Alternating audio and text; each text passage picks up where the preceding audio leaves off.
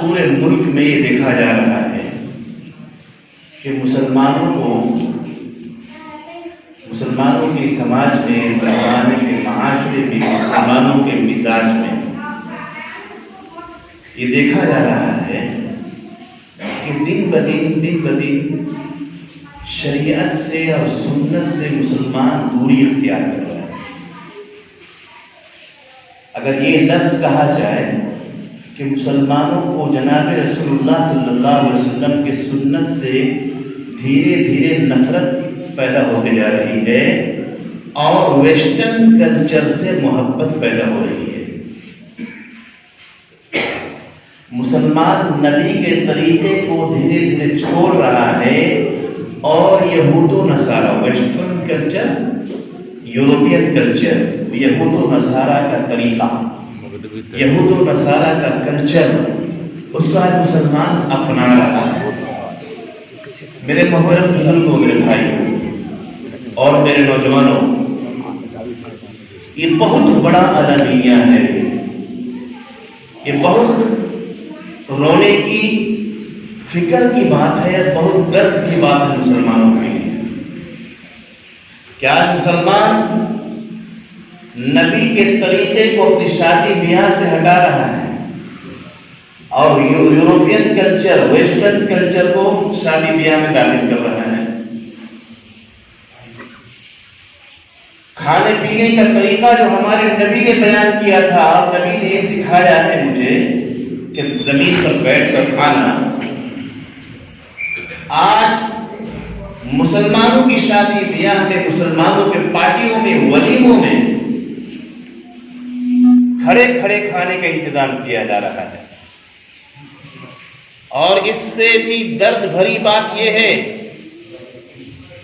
کہ عورتیں اور مرد ایک ساتھ کھانے کا انتظام کیا جا رہا ہے۔ میرے دوست بزرگوں، ہمیں کیا ہو گیا ہے؟ ہمیں کیا ہو گیا ہے؟ کیا ہم ایمان والے ہیں، اس نبی کے کلمہ پڑھنے والے ہیں جس نبی نے ہمیں پردے کا حکم دیا ہے، اس نبی کے کلمہ پڑھنے والے ہیں جس نبی کی بیٹی کو کسی غیر محرم نے نہیں دیکھا، جس نبی کے بیٹی کے انتقال سے پہلے حضرت فاطمہ رضی اللہ تعالیٰ عنہ نے کہا کہ میرے جنازے کو لے جاتے وقت میرے جنازے کے ڈولی پر ایسے چادر ڈال دینا کہ میرے جسم کا ساتھ کفن سے نظر نہ آئے کسی کو۔ اور مسلمانوں، ہمیں کیا ہو گیا ہے کہ ہم اپنی شادی بیاہ میں، اپنے ولیموں میں، جو ولیمہ سنت ہے اس میں ہم کھڑے کھڑے کھانے کا انتظام کرتے ہیں، کھڑے کھڑے کھانا کھلاتے ہیں، اور عورتوں کو بھی مردوں کو بھی ایک ساتھ ایک ہی اسٹال میں، ایک ہی لائن میں کھڑے کھڑے کھانا کھلاتے ہیں۔ میرے قوم کے نوجوانوں، بزرگوں، تمہیں کیا ہو گیا آج کہ جس کی بہو بیٹیوں کو کسی نے، محلے والوں نے نہیں دیکھا تھا، محلے کے لوگوں نے نہیں دیکھا تھا، آج ولیموں میں جاتی ہیں، شادی بیاہوں میں جاتی ہیں، پورا شہر دیکھتا ہے اس کو۔ ہے کہ نہیں شرم سے ڈوب مرنے کی بات؟ مسلمانوں، تمہیں اپنے نبی کے طریقے سے اتنی نفرت ہو رہی ہے، کیا بات ہے؟ تمہیں اپنا نبی کا طریقہ تمہیں پسند نہیں ہے؟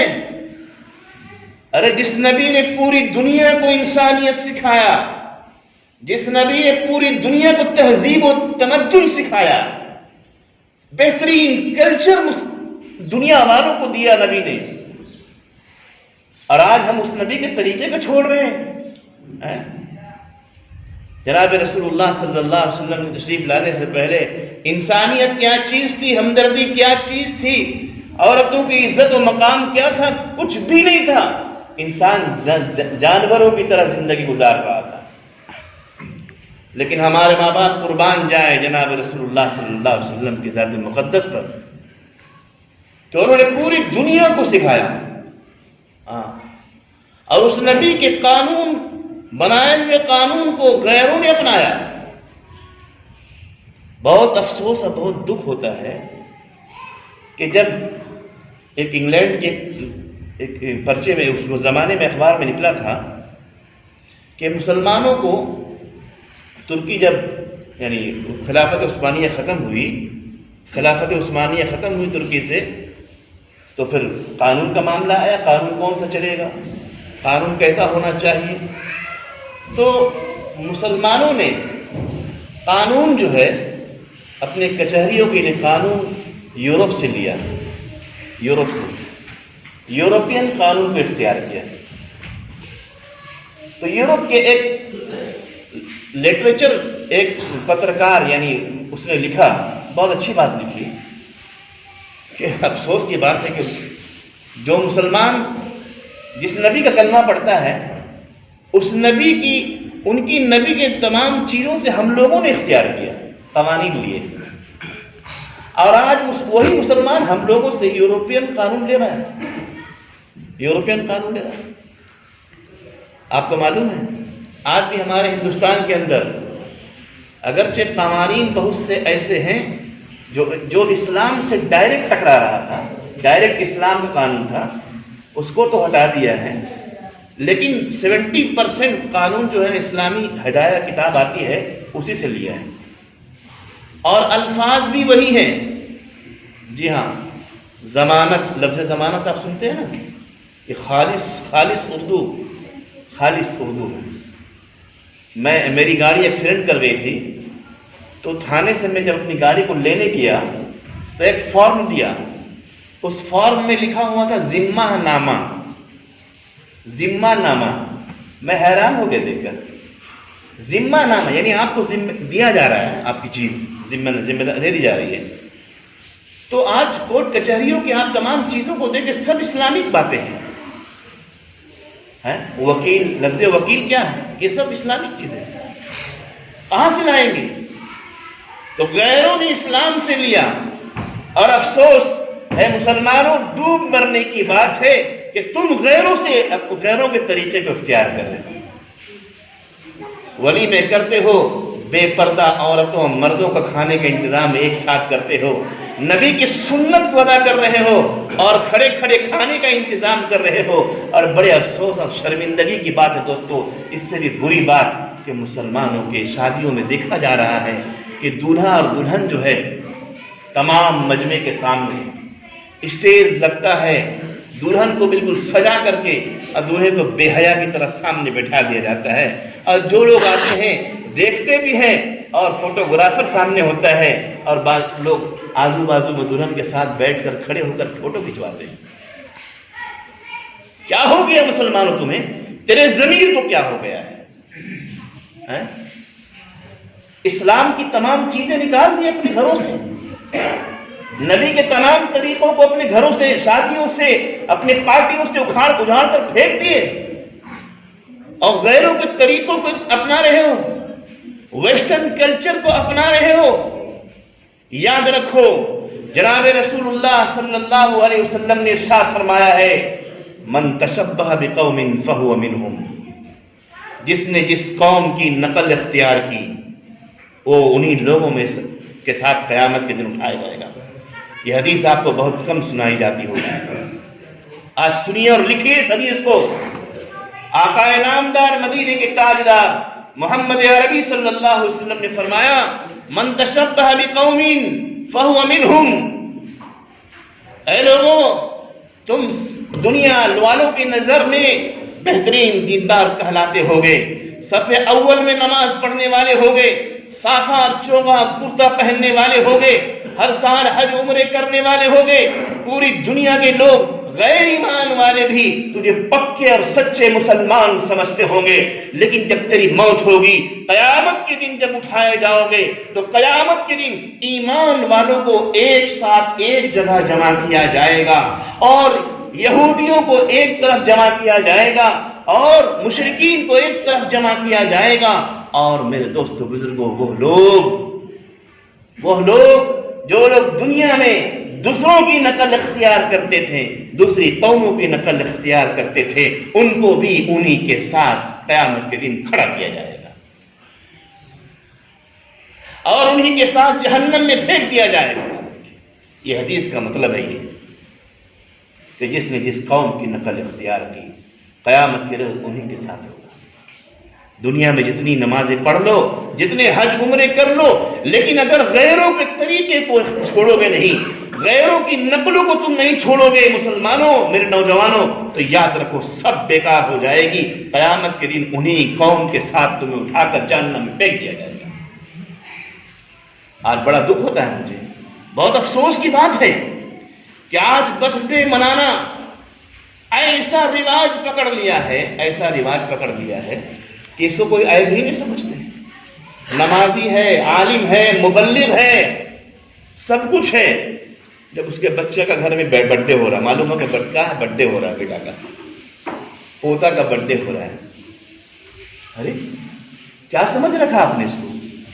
کوئی تماشا، کوئی کھیل ہے کیا؟ اسلام دین کو کھیل ہے؟ کیا کرے مولانا صاحب؟ ارے کچھ غلط کام تھوڑی کرتے ہیں، کوئی ناجائز حرام کام تھوڑی کرتے ہیں۔ ارے بچے لوگ کو شوق ہے، کیک ہے تھوڑا کاٹ لیا، کھا لیا، ایک انٹرٹینمنٹ کر لیا، بچے محلے کے اڑوس پڑوس کے بچے آ جاتے ہیں، شوق ہے، کیک کاٹ کھا لیا، کیا حرج ہے مولانا صاحب؟ لوگ یوں کہتے ہیں، بڑا افسوس ہوتا ہے مجھے، بڑے بڑے دیندار یہ کہتے ہیں، جب ان سے کہا جاتا ہے تو کہتے ہیں کہ کیا حرج ہے؟ حرج یہی ہے دوستو، سن لو، حرج یہی ہے، بظاہر تو کوئی گناہ نہیں ہے، کیا کیا؟ کیک کاٹا، کھا لیا، بچوں کے ساتھ بچے مٹھائی کھا لیے، ایک منورنجن کر لیے، بچے خوش ہو گئے۔ میرے دوستوں، میرے جوانوں اور میرے بزرگوں اور صف اول میں نماز پڑھنے والوں، سن لو کان کھول کر، حرج یہی ہے کہ تم دنیا میں دیندار بن کے رہو گے اور مجاہدہ کرتے رہو گے، حج عمرے کرتے رہو گے، لیکن کل قیامت کے دن تم نصرانی کے ساتھ، یہودیوں کے ساتھ تمہارا حشر ہوگا اور اٹھا کے جہنم میں پھینک دیے جاؤ گے۔ یہ حرج ہے، اتنا بڑا نقصان ہے، اتنا ڈینجرس چیز ہے یہ۔ آج مسلمانوں کے گھروں میں برتھ ڈے کا رواج عام ہو گیا، عام، اس کو کوئی عیب ہی نہیں سمجھتا، اس کو کوئی برا نہیں سمجھتا اور کہتے ہیں تو کہتے ہیں مولانا کیا حرج ہے یار، کیا حرج ہے، کیک ہی تو کاٹ لیا۔ اور بڑے افسوس کی بات تو یہ ہے کہ جس نبی نے یہود و نصارہ کے طریقے کو مٹانے کا حکم دیا، یہود و نصارہ کے طریقے کو چھوڑنے کا حکم دیا، نصرانیوں کے طریقے کی مخالفت، خالف الیہود والنصارہ، اللہ کے نبی کا حکم ہے کہ یہود و نصارہ کی مخالفت کرو، اور آج مسلمان اسی نبی جناب محمد رسول اللہ صلی اللہ علیہ وسلم کا برتھ ڈے مناتا ہے اور کیک بھی کاٹتا ہے۔ کتنا شرم کی بات ہے کہ نہیں شرم کی بات؟ کہو تو کہے گا دیوبندی ہے، اور اس میں دیوبندی بریلی کی بات کیا ہے بھائی؟ اسلام تیرے ہاتھ کا کھلونا ہے کیا؟ تم جاؤ جو چاہو کر لو اسلام کے ساتھ، نبی کے دین کے ساتھ جو چاہو کر لو۔ نبی نے بڑی قربانیوں کے ساتھ دین پہنچایا ہم تک، صحابہ نے بڑی قربانیاں دی ہیں، تمہارا ہاتھ کا کھلونا نہیں ہے۔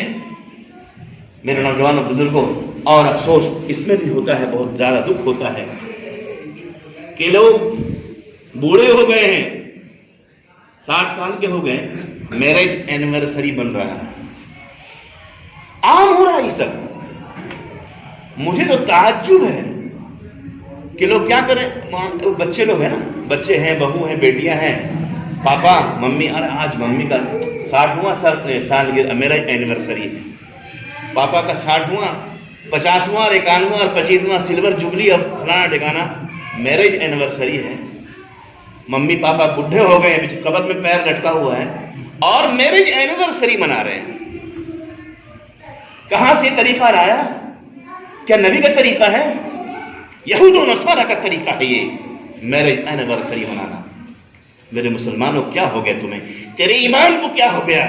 تیری ضمیر کو کیا ہو گیا ہے؟ اور آج تو ہم دیکھ رہے ہیں اپنے شہر میں، اپنے علاقے میں، خدا کی قسم دل پڑتا ہے، بولنے کو دل نہیں چاہتا ہے، اتنا رونا آتا ہے اس بات کو لے کر کے کہ ہم اپنی آنکھوں سے اپنی شادیوں میں دیکھ رہے ہیں، شادی بیاہ میں چلو بیٹھ کر کھلانے کا طریقہ تو ہم لوگ بھول ہی گئے، سپنا ہو گیا، حالانکہ پہلے زمانے میں چھوٹے تھے ہم لوگ دیکھتے تھے کہ دسترخوان لگتا تھا، لوگ شادی میں کھا رہے بہترین طریقے سے سیر ہو کر کھاتے تھے بڑے مزے میں. ٹیبل کرسی چلو اس میں کھانا خلاف سنت ہے لیکن جائز تھا. تو اب ٹیبل کرسی بھی غائب، اب تو کھڑے کھڑے کھانے کا انتظام ہو رہا ہے. اب کھڑے کھڑے کھانے کے ساتھ ساتھ دوست بزرگوں عورتیں اور مردوں کا ایک ساتھ کھانے کا انتظام ہو رہا ہے. اسٹال میں بیچاری لائن میں عورت بھی لگی ہوئی ہے، مرد بھی لگی ہوئی ہے. کبھی کبھی کسی ولیمے میں شریک ہو جاتے ہیں تو دیکھ کر شرمندگی ہو جاتی ہے، یا اللہ یہ کیا ہو رہا ہے، مسلمانوں کو کیا ہو گیا ہے. بھائی سنت بعد میں پڑھیں گے. اور اس سے آگے کی چیز میں دیکھ رہا ہوں ہمارے قوم کے اندر کہ نکاح تو ہو جاتا ہے، پوری شادی میں پورا 4 گھنٹے کے پروگرام میں صرف اور صرف ایک چیز دکھتی ہے، وہ نکاح. مولانا آتے ہیں رجسٹر لے کر اور خطبہ پڑھتے ہیں اور نکاح ایجاب و قبول کرا دیتے ہیں. بس یہی ایک اسلام کا ایک پوائنٹ دکھتا ہے. پورے 4 گھنٹے کا جو ایپیسوڈ ہے اس میں صرف یہ نکاح جو ہے ایک اسلامی چیز دکھتی ہے. باقی اس کے بعد پھر دیکھا ہوں میں اب دیکھ رہا ہوں اپنے شہروں میں شادی نکاح ہو جانے کے بعد دولہا دلہن ایک دوسرے کو برمالا پہنا رہے ہیں. کتنے افسوس کی بات، اسی شہر کی بات ہے. اب بڑے بڑے گھروں کے شادیوں میں دیکھ رہا ہوں میں کہ دولہا دلہن برمالا پہنا رہے ہیں. مسلمانوں تم کہاں جا رہے ہو، کہاں جا رہے ہو؟ یہ جانتے ہو برمالا کیا چیز ہے؟ یہ ہمارے ملک کے غیروں کا کہ شادی کا طریقہ ہے. جب تک وہ برمالا نہیں پہنائیں گے شادی نہیں ہوگی مکمل ان کی. جب تک وہ 7 پھیرے نہیں لیں گے ان کی شادیاں مکمل نہیں ہوگی. اور مسلمانوں تم کو تیرے نبی نے تو کتنا پاکیزہ طریقہ بتا دیا کہ دلہن گھر کے اندر ہوگی، اس سے اجازت لے کر آئیں گے اور دولہے کو کے سامنے قاضی جو ہے پیش کرے گا کہ تم قبول کرتے ہو فلانے کی بیٹی کو فلاں. بس ایجاب و قبول کا اتنا پاکیزہ طریقہ ہمارے نبی نے سکھایا. لیکن مسلمانوں کو تو پتہ نہیں، اتنا پیار ہو رہا ہے غیروں کے طریقے سے، اتنی محبت ہو گئی ہے ویسٹرن کلچر سے، مشرکین کے طریقے سے کہ برمالا پہنائیں گے. ہاں برمالا پہنائیں گے. اور اس کے آگے بھی دیکھا میں کہ شادی میں بھی کیک کٹ رہا ہے. استغفر اللہ، پاگل ہو گئے لوگ، پاگل. شادی بیاہ میں بھی لوگ کیک کاٹ رہے ہیں. مسلمانوں یہود و نصارہ نے قسم کھا لی ہے کہ اے مسلمانوں تم اپنا نام رکھو عبداللہ، عبد الرحیم، محمد سلیم. تم اپنی بڑی بڑی مسجدیں بناؤ، تمہاری گنبد اور میناریں بڑے خوبصورت ہوں. اور آؤ مسلمانوں تم کو ہم اپنا چرچ دیں گے، تم مسجد بنا لو. لیکن تیرے اندر سے اسلام ہم نکال دیں گے، تیرے اندر سے ایمان کا روح نکال دیں گے. تم کھوکھلا رہنا، صرف تیرا نام عبداللہ بول کے پکارا جائے گا، تیرا نام محمد سلیم بول کے پکارا جائے گا، لیکن تم کھوکھلے رہو گے، بڑی بڑی مناروں کی مسجدیں بنا لو گے اور ہم بھی چرچ دیں گے تم کو. اب بنانا اور نمازیں خوب پڑھنا، حج عمرے بھی کرنا، لیکن اندر سے تیرا ایمان ختم ہو چکا ہوگا.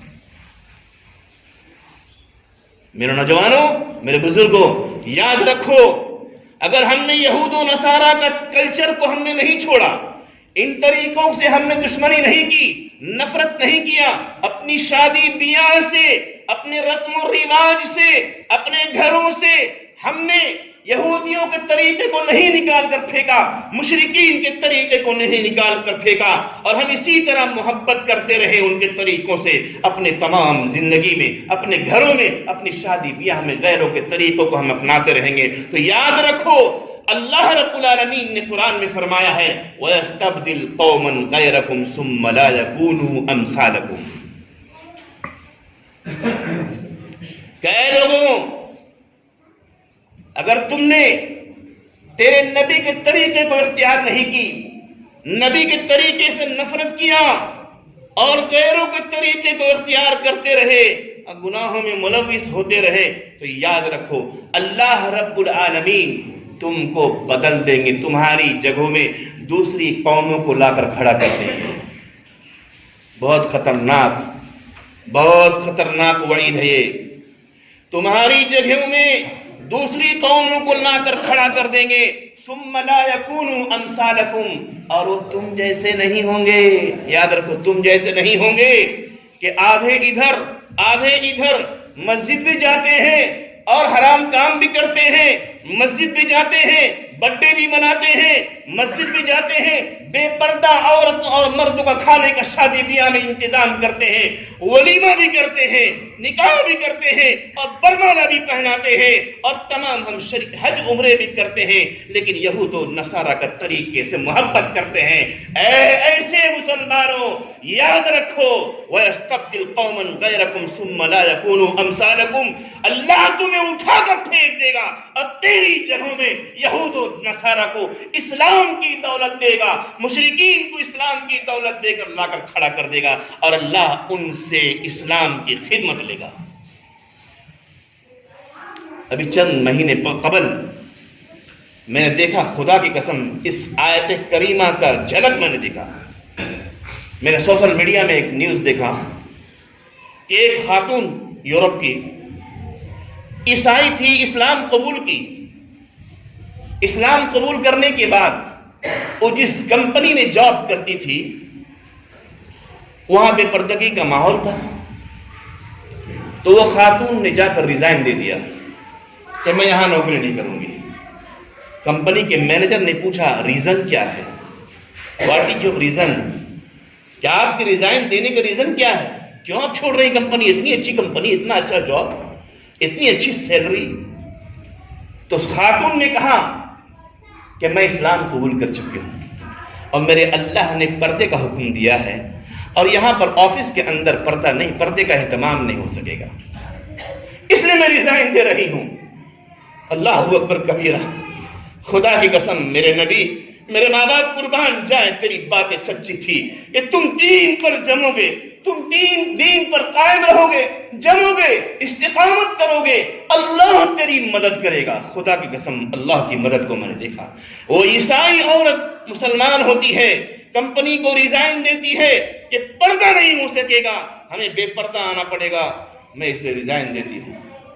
پوری مینجمنٹ، کمپنی کی پوری مینجمنٹ نے میٹنگ کیا، اور میٹنگ کرنے کے بعد فیصلہ کیا کہ ان کو ایک اسپیشل چیمبر بنا کے دیا جائے، کیبن، اور اس کیبن میں وہ بیٹھیں گی، اور اس کیبن میں کوئی جینٹس کا الاؤ نہیں ہوگا، صرف لیڈیز جائے گی.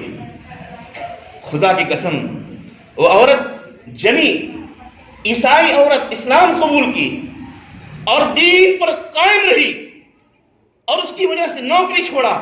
اللہ نے ایسا انتظام کیا کہ وہی کمپنی اسے بلاتی ہے اور کہتی ہے کہ میڈم یہ چیمبر، یہ کیبن آپ کا ہے، آپ پردے کے ساتھ آئیے، اندر جائیے، آپ کی کیبن میں کوئی مرد نہیں جائے گا، اونلی فار لیڈی جائے گی.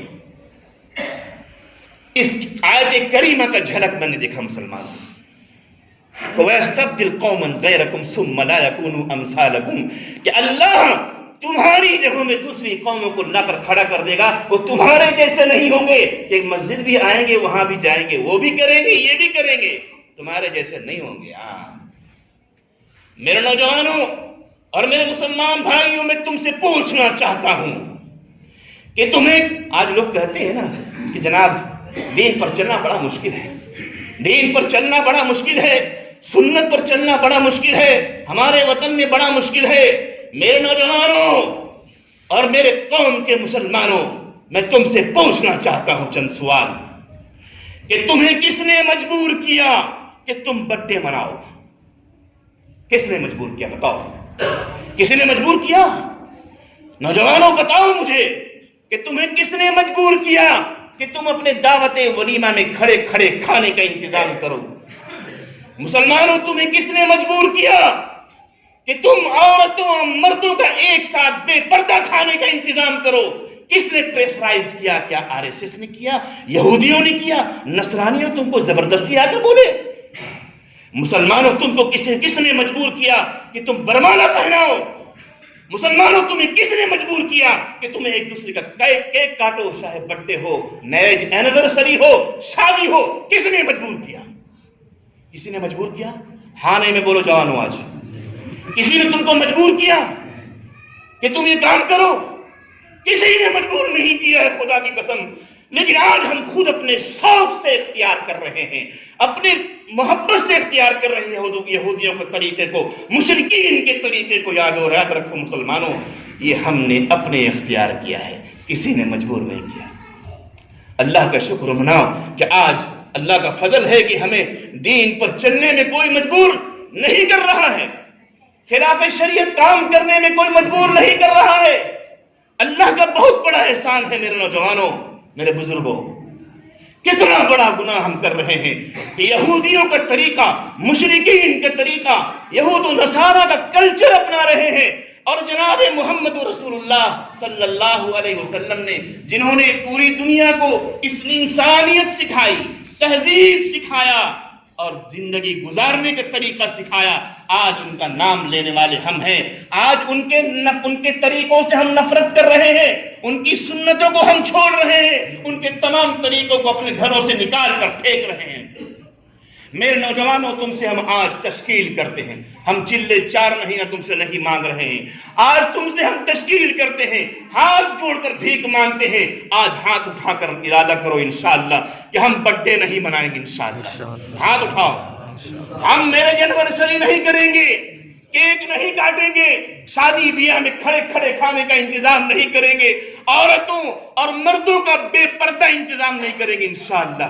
سب کریں گے بھائی انشاءاللہ۔ اور ہم جناب رسول اللہ صلی اللہ علیہ وسلم کے طریقے سے محبت کریں گے اور سینے سے لگائیں گے، نبی کے طریقے کو اختیار کریں گے انشاءاللہ، اور یہود و نصارہ اور مشرکین کے طریقے سے نفرت کریں گے انشاءاللہ۔ میرے دوستو بزرگوں، یہودیوں کی سازش میں سے ایک بہت بڑی سازش یہ ہے کہ مسلمان کا نام تو مسلم نام رہے، اندر سے ایمان کھوکھلا ہو جائے، اور دوسری ایک سازش یہ بھی ہے اس سازش کو کمپلیٹ کرنے کے لیے کہ مسلمانوں کے اندر سے عبادات کے جذبات ختم کر دیے جائیں، مسلمانوں کے اندر سے دین کی تعلیم، قرآن کی تعلیم ختم کر دیے جائیں۔ چنانچہ ان کی سازشوں میں یہ بھی سازش ہے کہ ہر سال رمضان کے مہینہ آنے سے پہلے پورے مکمل طریقے سے لاک ڈاؤن کر دیا جائے، تاکہ تراویح کی نماز، اور مسلمان چونکہ رمضان میں ہی اچھی عبادت کرتے ہیں، وہ اس سے محروم رہے۔ دھیرے دھیرے ابھی 2 سالوں کا حال، 2 سال ہوا نا، 2 سال میں آپ خود اپنے اندر جھانک کر دیکھیں، جذبات ختم ہو رہے نہیں ہو رہے عبادت کا، وہ شوق ختم ہو رہا۔ گھر میں اکیلے تراویح پڑھے کوئی نہیں پڑھے گا۔ تو یہ بھی سازش ہے کہ مسلمانوں کے اندر سے یہ سب چیزیں، عبادات کا شوق پیدا ختم کر دیں۔ اور ایک اور بہت بڑی سازش ہے کہ ہر سال رمضان سے پہلے یہ ون ورلڈ آرڈر آپ نے پڑھا ہوگا، سنا ہوگا، یہ ون ورلڈ آرڈر کے تحت یہ بھی سازش ہے کہ رمضان کے مہینے میں ہندوستان اور تمام قریب کے ممالک میں جو مدارس کے چندے ہوتے ہیں، اور انہی چندوں سے پورا سال مدرسہ چلتا ہے، تو ان کی سازشوں میں سے بھی سازش ہے کہ رمضان مکمل لاک ڈاؤن، چندہ ہی نہیں ہوگا، مدرسہ بند۔ چنانچہ ہو یہی رہا ہے، یعنی 2 سالوں میں 50% مدرسے بند ہو گئے ہیں، 50% بچے پڑھائی چھوڑ دیے ہیں، 20 پارے حفظ کیے ہوئے قرآن چھوڑ دیے ہیں۔ جی ہاں، اچھے علماء مدرسین ملازمت چھوڑ دیے ہیں، چونکہ ان کو تنخواہیں نہیں مل رہی ہیں، تنخواہ نہیں مل رہی ہے۔ میرے مسلمانوں، یہ بہت اہم بات میں آپ سے عرض کر رہا ہوں، جتنے بھی مدارس ہیں نا، ابھی دین کی حفاظت کے لیے اور اپنی نیو جنریشن کو دین پر باقی رکھنے کے لیے مدارس کو بچانا بہت ضروری ہے، علماء کو بچانا بہت ضروری ہے، اور قرآن کی تعلیم دینے والوں کو بچانا، ان کی سپورٹ کرنا بہت ضروری ہے۔ اور سپورٹنگ کے لیے یہ ہے کہ مسلمانوں اپنے قریب کے جتنے مدرسے ہیں، تمام مدرسوں کو آپ سپورٹ کیجیے، رمضان ہی کا انتظار مت کیجیے۔ میں پوچھتا ہوں آپ سے کہ 2 سال رمضان لاک ڈاؤن میں گزرا، کیا ہمارا ٹی وی ریچارج بند ہوا؟ کیا ہم نے موبائل ریچارج بند کیا؟ کیا ہمارا گھر کا خرچہ بند ہوا؟ جب تمام مینٹیننس ہم کر رہے تھے تو ہم نے اپنے آس پاس کے مدرسوں کو زندہ کیوں نہیں رکھا؟ ہم نے ان کی تعاون کیوں نہیں کی؟ میرے دوستو بزرگو، یہ بھی بہت بڑی سازش ہے، ابھی آپ کو سمجھ میں نہیں آئے گا۔ ابھی مدرسہ 50% بند ہو گئے ہیں، اگر 2-4 سال، پلان تو 25 تک کا ہے کہ اسی طرح ہر سال لاک ڈاؤن رہے گا رمضان میں، تو سارے مدرسے بند ہو جائیں گے، قرآن پڑھانے والے ختم ہو جائیں گے دوستوں، پھر دین کا نام و نشان مٹ جائے گا۔ عبداللہ عبدالرحیم رہیں گے لیکن دین پڑھانے والا، قرآن پڑھانے والا نہیں رہے گا. اس لیے میری آپ سے گزارش ہے کہ رمضان کا انتظار مت کیجیے. رمضان سے پہلے آپ کے 100-200 کلومیٹر کے رینج میں جتنے بھی مدرسے ہیں تمام لوگوں کو آپ جو تعاون کرتے تھے ان کو آپ تعاون کریے. رمضان سے پہلے کر دیجیے تاکہ لاک ڈاؤن ہونے کے بعد مدرسین آپ تک نہیں پہنچ سکیں گے. اور مدرسوں کو قائم رکھیے. ائمہ علماء مسجدوں میں جو خدمت کر رہے ہیں ان کو بھی تنخواہیں اچھی دیجیے تاکہ ان کا بھی گزر بسر اچھا ہو سکے اور دین کی خدمت شوق اور ذوق سے کر سکے. سب کریں گے انشاءاللہ. اللہ ہم سبوں کو عمل کی توفیق عطا فرمائے. بات اگر کڑوی لگی ہو تو معاف کر دینا دوستو. یہ دل کی درد کی آواز ہے. آج مسلمانوں کے حالات دیکھ کے رونا آتا ہے.